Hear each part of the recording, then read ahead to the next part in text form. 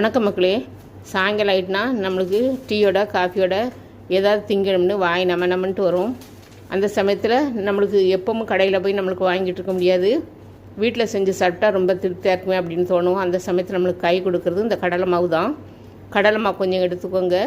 அதோட சிறிது அளவு பச்சரிசி மாவு சேர்த்துக்கோங்க. உப்பு, வெங்காயம், இஞ்சி, மிளகாலாம் நல்லா பொடிசா நறுக்கோங்க. சோடா போடுறதுக்கு ரொம்ப அளவாக ஒரு சிட்டிகை மாதிரி போடுங்க. உப்பு அளவாக போடுங்க.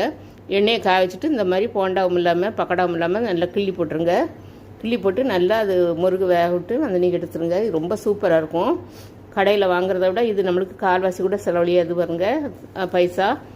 இந்த மாதிரி நீங்கள் செஞ்சு சாப்பிடுங்க. உங்களுக்கு ரொம்ப நல்லா இருக்கு. ஏன்னா நம்ம எண்ணெயில் சமைக்கிறதுக்கு நம்மளுக்கே கண் கூட தெரியும்.